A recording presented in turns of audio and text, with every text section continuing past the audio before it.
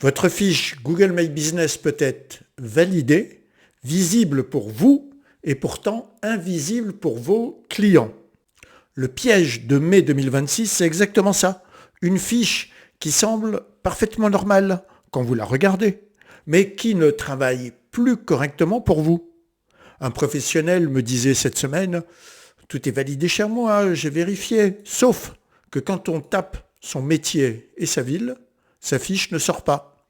Un autre a découvert que la sienne pointait vers une adresse qu'il avait quittée 6 mois plus tôt. Lui n'avait rien changé, mais côté affichage de Google, l'information n'était plus la bonne. Un troisième s'est rendu compte qu'un ancien prestataire avait toujours la main sur sa fiche, et en plus lui non. Donc le piège, c'est que tout semble normal, et chaque mois, j'observe ce qui remonte du terrain, sur le forum d'aide des fiches d'établissement Google, à partir des signalements réels de professionnels. En mai 2026, j'ai observé près de 500 remontées. La validation vidéo reste encore le problème le plus fréquent depuis que j'ai commencé ce suivi mensuel. Les avis suivent juste derrière. Mais regardez ce qui monte le plus depuis avril, l'adresse et la localisation. Ce tableau, bien sûr, n'est pas une étude officielle de Google, c'est une lecture terrain des remontées du mois de mai que je fais. Ce tableau montre très bien où ça coince. En avril, le message était surtout attention validation et avis qui se durcissent. En mai, le message s'élargit. Le vrai problème n'est pas seulement la fiche bloquée, c'est la fiche qui semble normale mais qui ne travaille plus correctement. Alors, aujourd'hui, je ne vais pas du tout vous faire un simple bilan du mois, non, pas du tout. Je vais vous montrer 5 contrôles, 5 vérifications que vous pouvez faire là, maintenant, sur votre propre fiche, pendant que vous regardez cette vidéo ou immédiatement après. Donc, restez bien jusqu'au bout pour ces 5 contrôles. Prenez votre téléphone à côté si vous le voulez, et si vous regardez cette vidéo sur votre ordinateur, et à la fin, vous saurez exactement où vous en êtes. On commence par le contrôle numéro 1. Votre fiche est-elle vraiment visible? Des fiches validées, existantes, parfois anciennes de plusieurs années, mais mal visibles dans les recherches clients réelles, ça existe. Un professionnel se voit lui-même parfaitement quand il recherche son entreprise. Mais ses clients, eux, ne le voient jamais sur une recherche normale. Certains apparaissent sur Google Maps, mais pas dans les résultats de recherche classiques. D'autres propriétaires de fiches sortent uniquement quand on tape leur nom exact de société. Un nom que très souvent, forcément, le client ne connaît même pas. Alors, pourquoi c'est dangereux? Une fiche validée n'est pas une fiche performante. Ce sont deux choses totalement différentes. La validation, c'est Google qui confirme que votre établissement existe. La visibilité, c'est autre chose. C'est votre capacité à apparaître quand un client cherche votre métier dans votre secteur ou vos services, vos prestations dans votre secteur. Ce n'est pas parce que vous voyez votre fiche que les clients la voient. Et le danger, c'est que rien ne vous alerte. Aucun message, aucune notification. Vous pouvez perdre des appels et des visites pendant des mois sans jamais vous en rendre compte, simplement parce que vous n'avez pas testé depuis l'extérieur. Donc, voici le protocole de contrôle en 3 étapes. Recherchez tout d'abord avec le nom exact de votre entreprise, puis votre métier et votre ville. Et enfin, votre métier plus une zone réelle où vous travaillez. Faites ces 3 recherches depuis un autre téléphone que le vôtre, idéalement un appareil qui n'est pas connecté à votre compte ou en navigation privée, si c'est possible. Notez pour chaque test si vous apparaissez dans les premiers résultats, plus loin ou pas du tout. Et après, comment vous allez interpréter ces résultats? Donc, si vous sortez sur le test 1 sans jamais être visible sur les tests 2 et 3, vous n'avez pas un problème de présence. Votre fiche existe bel et bien et elle peut être visible sur Google, hein. Donc vous n'avez pas un problème de visibilité commerciale, hein. Vos clients potentiels, ceux qui ne connaissent pas encore votre nom, ne vous trouveront jamais. Si vous apparaissez sur Maps, mais pas en recherche classique, c'est un signal à part. Votre fiche peut être bien paramétrée géographiquement, mais mal positionnée dans le moteur de recherche, souvent à cause d'une catégorie d'activité imprécise ou d'une zone desservie mal configurée. Alors, quelle action pouvez-vous tout de suite mener? Vérifiez déjà la cohérence entre la catégorie principale, vos catégories secondaires, vos services déclarés, votre zone desservie, si vous êtes en zone desservie, sinon votre adresse, et votre site web. Une incohérence sur un seul de ces points peut suffire à brouiller le signal que Google envoie à ses propres algorithmes. Alors, ma règle d'or, ne jugez jamais votre visibilité depuis votre propre téléphone connecté à votre propre fiche. C'est le test le moins fiable qui existe. Votre historique, votre position et votre compte Google peuvent fausser ce que vous voyez. Et ce point vous concerne même si votre fiche tourne depuis des années sans incident apparent. À présent, contrôle numéro 2, Google envoie-t-il vos clients au bon endroit? Ce que j'ai observé, c'est que c'est ce signal qui monte le plus en mai, beaucoup plus net qu'en avril. Un itinéraire qui renvoie vers une autre adresse que la vraie, imaginez. Une photo Street View qui ne correspond plus à l'établissement actuel, un établissement placé au mauvais endroit sur la carte, parfois à plusieurs rues de la réalité. Une ancienne adresse encore affichée, des mois après votre déménagement, une fiche associée par erreur à une autre société et parfois un établissement marqué fermé par Google alors que votre activité tourne normalement. C'est une situation dangereuse. Votre fiche Google My Business n'est pas seulement une carte de visite numérique, c'est aussi et avant tout une donnée géographique. Google peut afficher une information que vous n'avez jamais validée vous-même. Une photo, un point sur la carte, un statut d'ouverture. Google s'appuie parfois sur des suggestions d'internautes ou des algorithmes pour modifier votre statut à votre insu. Et la conséquence est silencieuse. Un client peut cliquer sur itinéraire, partir au mauvais endroit, ne jamais vous appeler et donc vous prévenir, et repartir tout simplement chez un concurrent. Et vous, vous ne le saurez jamais. Pas d'alerte, pas de message d'erreur, pas de plainte, juste un client perdu, et un autre après, et encore un autre, et encore un autre. Maintenant, à vous. Cliquez vous-même sur le bouton itinéraire de votre fiche. Exactement comme le ferait un client qui ne connaît pas votre quartier et qui souhaite se rendre chez vous, que ce soit à pied ou en voiture, peu importe. Regardez où l'itinéraire vous emmène réellement. Vérifiez la position exacte du point rouge sur la carte par rapport à votre entrée réelle d'immeuble, de bâtiment, peu importe. Regardez la photo principale affichée sur Google Maps. Est-ce vraiment votre établissement sous son apparence actuelle? Ouvrez la vue Street View associée à votre adresse et vérifiez qu'elle correspond bien à ce qui existe aujourd'hui. Si vous avez déménagé dans les derniers mois, refaites ce test plusieurs semaines après le changement, pas seulement le jour, bien sûr, de la mise à jour. Alors, quelle interprétation à ce que vous venez de voir? Si l'itinéraire vous emmène au bon endroit, mais que la photo ou la vue Street View date d'avant des travaux, un changement de façade par exemple, ou un déménagement de l'enseigne voisine, le signal envoyé, est un petit signal de doute. Il peut hésiter à venir, croire que l'adresse est fausse, ou tout simplement abandonner. Donc, si le point rouge est décalé même de quelques mètres dans une zone dense, certains clients abandonnent avant même d'arriver. Alors, quelles actions vous devez faire, vous, de votre côté? Corrigez en priorité ce qui induit une mauvaise destination. L'adresse, le point sur la carte, l'itinéraire. Ajoutez éventuellement une vidéo de vous devant votre établissement. J'ai fait une vidéo complète sur les vidéos que vous pouvez mettre franchement de votre côté. Et Attendez une mise à jour de Street View. Et ça peut prendre un certain temps côté Google. Alors, ma règle d'or, n'enchaînez jamais plusieurs modifications sensibles le même jour. Adresse, nom, catégorie, jamais.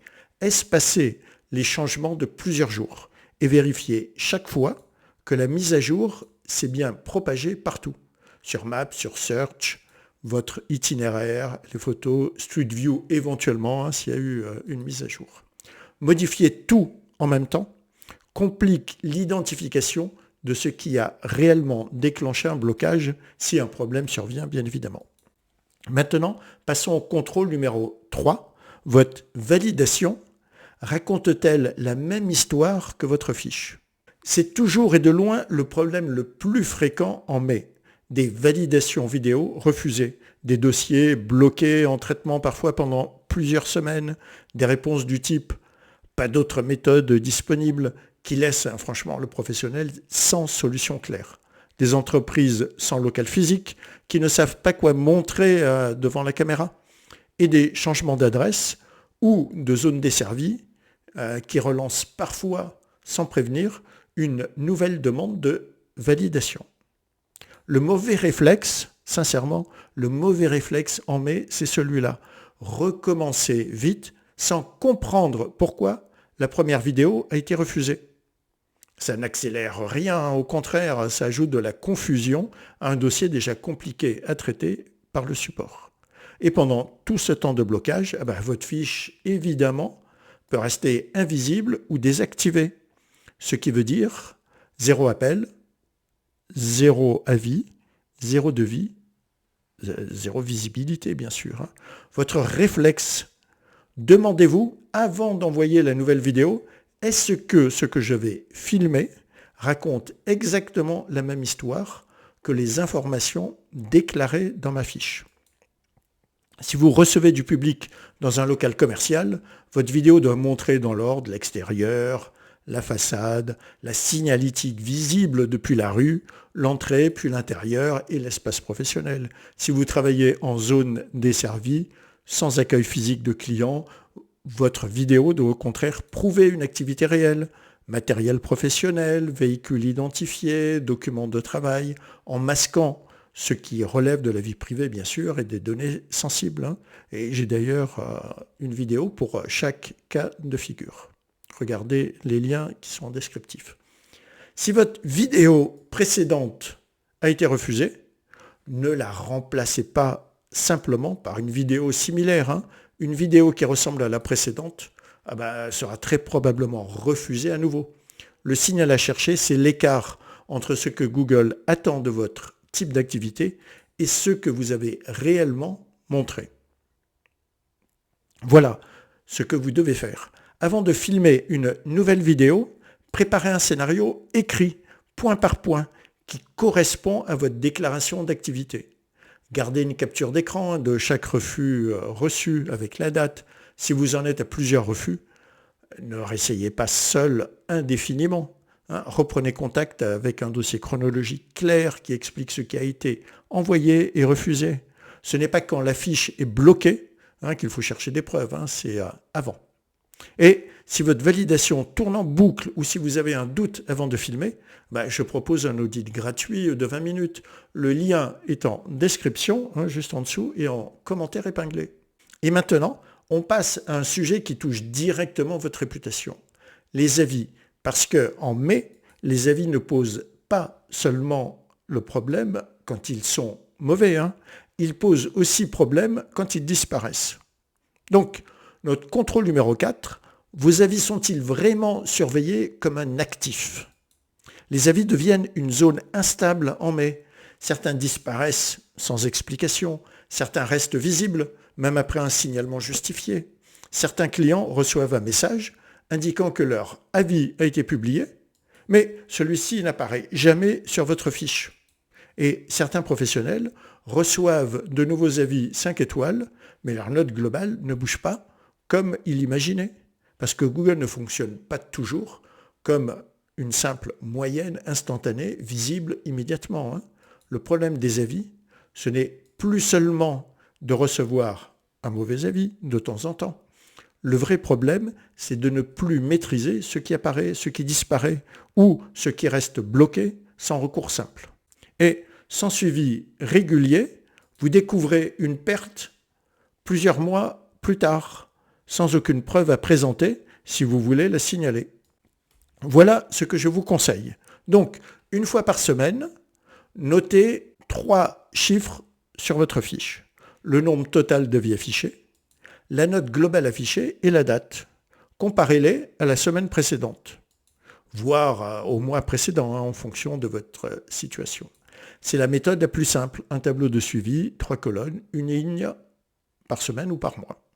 Donc, comment interpréter vos résultats du tableau? Si le nombre total d'avis baisse d'une semaine à l'autre, sans que vous ayez demandé la suppression d'avis gérés par vous-même, c'est un signal à documenter immédiatement, avec une capture d'écran datée.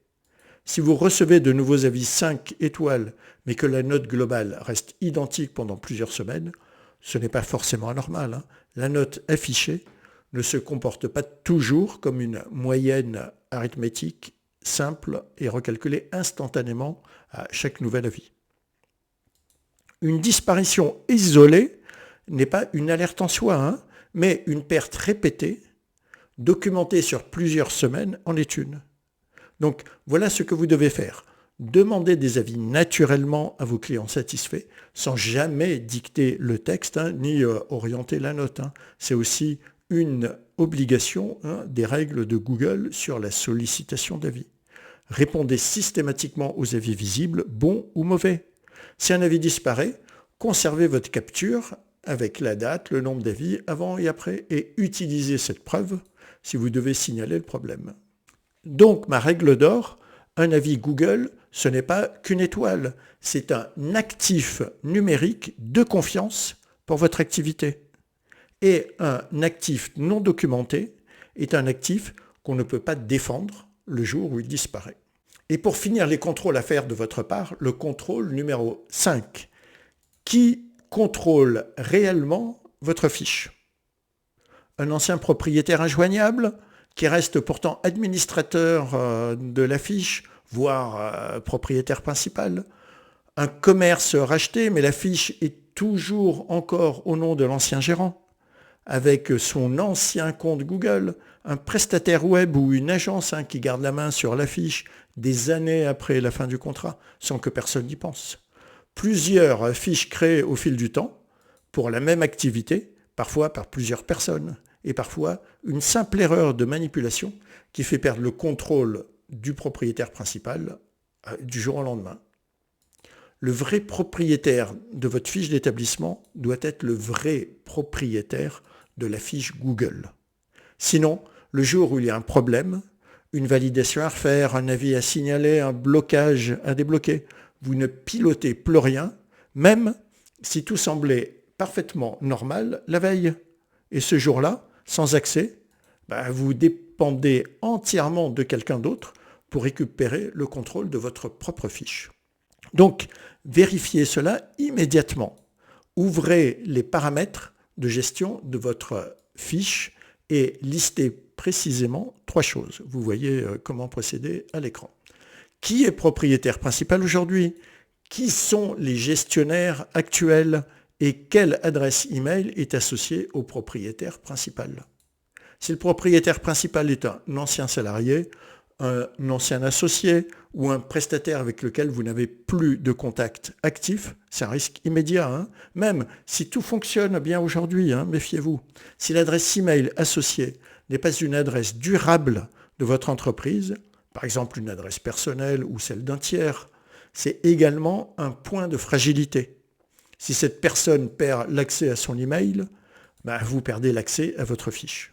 Donc, à faire immédiatement, supprimez les accès inutiles dès aujourd'hui, en commençant par les anciens prestataires et anciens salariés. Ajoutez ou vérifiez une adresse email durable au nom de l'entreprise comme compte principal ou gestionnaire de secours. Faites une capture d'écran de la liste complète des accès actuels avec la date pour pouvoir comparer, bien sûr, dans quelques mois. Et comme toujours, ma règle d'or, ce n'est pas quand la fiche est bloquée qu'il faut chercher qui en a l'accès. Un accès oublié reste un accès, même après des années sans incident. Donc voilà les 5 contrôles à faire. D'abord, votre fiche est-elle vraiment visible dans les recherches clients? Ensuite, Google envoie-t-il vos clients au bon endroit? Votre validation prouve-t-elle bien ce que votre fiche déclare? Vos avis sont-ils suivis comme un actif? Et enfin, qui contrôle réellement votre fiche aujourd'hui? Sur Google My Business, le danger n'est pas seulement de ne pas être présent. Le danger aujourd'hui, c'est de croire que tout va bien, alors que votre fiche est mal contrôlée, mal localisée ou mal affichée, sans qu'aucun signal ne vous le dise jamais directement. Si l'un de ces 5 contrôles a révélé un problème, fiche bloquée, validation à préparer, adresse à corriger, avis qui disparaissent, accès incertain, je propose un audit gratuit de 20 minutes. Le lien est en description et en commentaire épinglé. Et si vous voulez utiliser l'IA pour mieux rédiger vos services, vos posts et vos réponses aux avis, j'ai un PDF de plus de 25 prompts qui est aussi disponible, accès en description. Parce que le prochain blocage, la prochaine perte d'avis ou la prochaine fiche invisible, franchement, il ne faut pas que ce soit la vôtre.